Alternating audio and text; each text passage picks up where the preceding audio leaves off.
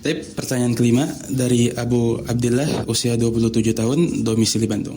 Pertanyaannya, Ustadz, Anda sudah menempuh sebab-sebab istiqomah mencari lingkungan yang baik, menghadiri majelis-majelis ilmu, mengejarkan sholat-sholat sunnah, bahkan berdoa ya muqallibal qulubi tsabit qalbi ala dinika pun sudah, tapi tetap saja tidak bisa istiqomah. Mohon penjelasannya, Ustadz. Masya Allah. Baik.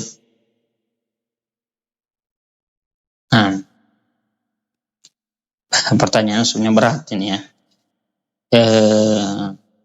Baik.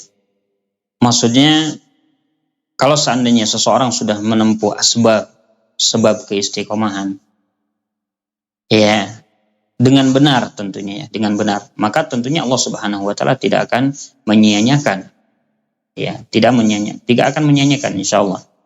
Baik, dia melaksanakan sesuai dengan apa yang telah Allah Subhanahu wa taala perintahkan. Ya, tadi dengan hal-hal yang disebutkan tadi, mencari lingkungan, menghadiri majalisul ilm, ya, kemudian mengerjakan sholat-sholat sunnah, berdoa tentunya. Namun kemudian tidak istiqomah. Tidak keistiqomahannya dari sisi mana? Terus juga bagaimana kita, ya yang pertama kali, ya yang anak ingin tanyakan di sini, bagaimana bentuk ketidakistiqomahannya? Ketidakistiqomahannya itu dari sisi apa? Ya, kalau seandainya terjatuh dalam satu maksiat, ya, nah tentunya seorang hamba ada waktu dia pun terjatuh ke dalam maksiat, maksudnya tidak akan senantiasa istiqomah, maksudnya lurus di sini di atas ketaatan terus gitu. Ya, kadang dia lalai, kadang dia terjatuh ke dalam kemaksiatan. Nah, namun kalau seandainya dia sadar, maka harus cepat kembali gitu ya. Cepat kembali. Nah, ini yang diharapkan. Artinya, nah kalau yang diinginkan dia bebas dari segala bentuk maksiat, bebas dari segala bentuk kelalaian, tidak ada yang bisa. Hatta para ulama, hatta orang yang paling alim sekalipun. Ya, karena Nabi SAW mengatakan, kullu bani Adam khata'.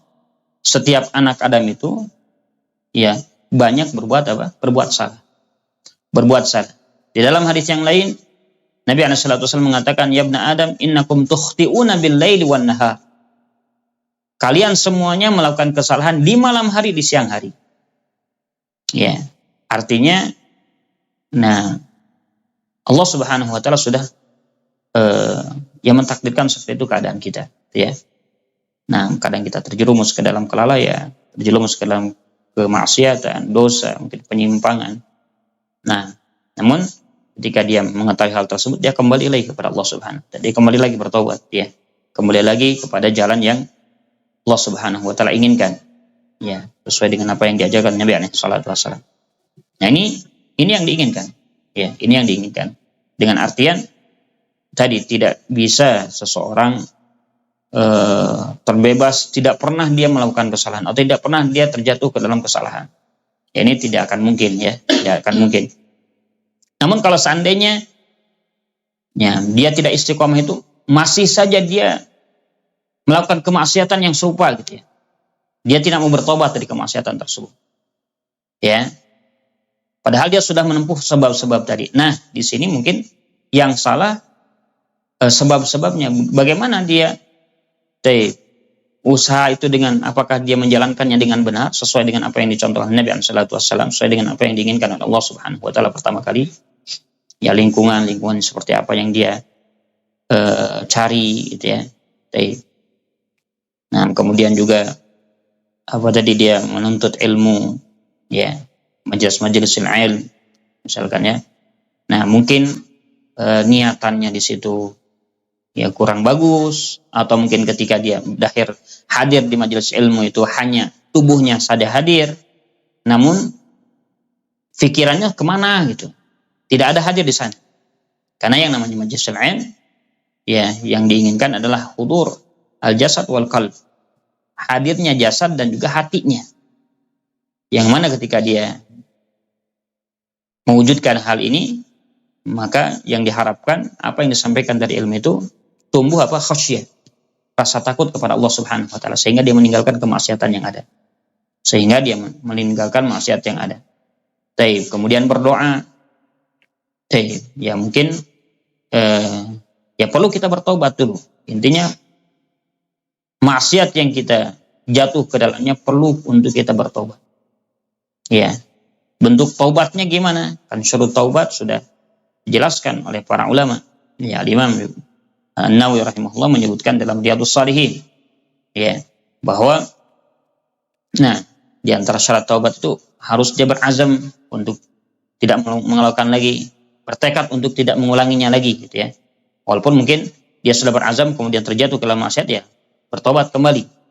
Nah, tapi sudah ada azam pada dirinya. Kemudian ya dia menyesal. Ada rasa menyesal ketika dia terjatuh ke dalam maksiat tersebut. Bukan malah gembira, malah senang dan seterusnya. Ada penyesalan, ya.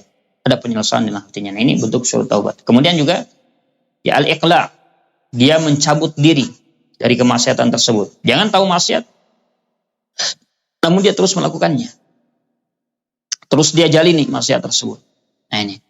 Ya, kemudian Syekh Muhammad bin Shalih Al-Utsaimin rahimahullah menambahkan, ya, yang pertama kali dalam taubat itu harus ikhlas karena Allah Subhanahu wa taala. Kemudian yang terakhir, dia melaksanakan taubat itu di waktu yang masih bisa diterima taubatnya.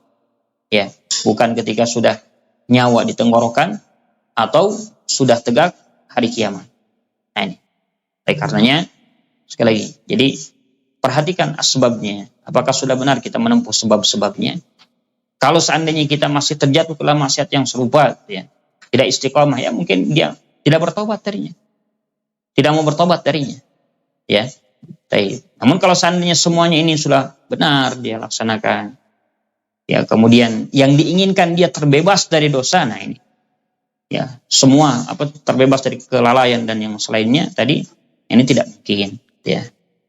Karena sesoleh apapun orang tersebut bahkan bisa terjatuh ke dalam kelalaian, ya, atau dosa maksiat, ya. Namun tadi yang diinginkan cepat kembali kepada Allah, cepat kembali bertobat kepada Allah Azza wa Jalla.